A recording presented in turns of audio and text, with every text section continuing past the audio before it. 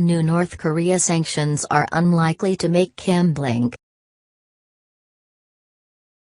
New UN sanctions on North Korea may take a heavy toll on its economy but are unlikely to have much impact on Kim Jong-un's rapidly advancing nuclear weapons program. In a tweet on Saturday, President Trump hailed the new measures. United Nations resolution is the single largest economic sanctions package ever on North Korea. Over $1 billion in cost to NK. Experts, however, expressed doubt over how strictly the latest attempt to slash North Korea's earnings from coal, iron ore and seafood will be enforced.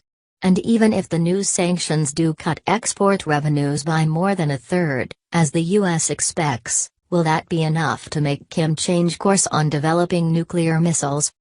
Probably not, said John Delury, a professor at Yonsei University in South Korea.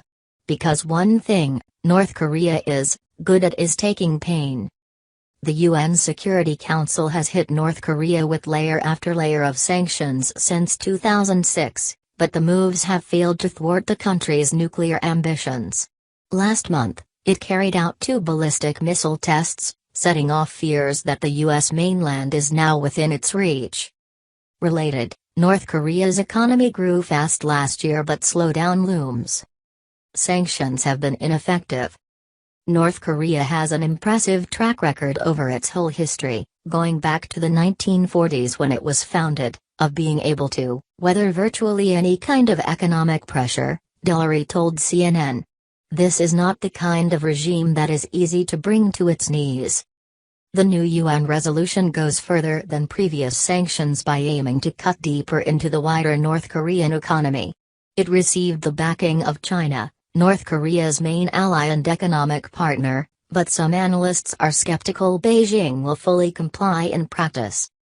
The $1 billion number depends on China implementing the UN sanctions. We only have 11 years of evidence they will not do so, tweeted Anthony Ruggiero, a former official at the U.S. State and Treasury Departments. Related, more North Korea sanctions? They haven't worked so far. A UN report earlier this year warned that the enforcement of existing sanctions on North Korea by countries around the world remains insufficient and highly inconsistent.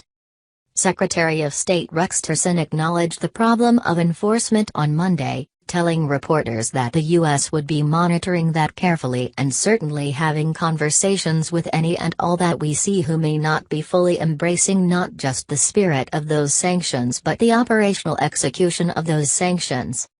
What will China do? Beijing has found itself caught between Trump's demands to put greater pressure on Kim's regime and its own desire to keep North Korea as a strategic buffer against U.S. influence in the region. By supporting the latest UN resolution, Beijing may have dodged, for the time being, U.S. sanctions against Chinese companies that are suspected of doing business with the North Korean regime. Last week, Trump signed a new bill that gave him additional authority to punish such firms. And many analysts expect him to use it soon. Elements of the Trump administration will now argue China and Russia need time to implement the resolution, Ruggiero said. That happens in every administration and is part of the failed NK sanctions policy that got us into this mess. However, any breathing room China has gained isn't likely to last long, according to Tong Zhou, a fellow at the Carnegie Tsinghua Center for Global Policy in Beijing. Chinese President Xi Jinping wants to keep the U.S.-China relationship steady, especially with a key Chinese leadership meeting approaching in the fall. But he won't tolerate measures that risk pushing the North Korean economy toward collapse. It's a serious dilemma for China, Zhou said.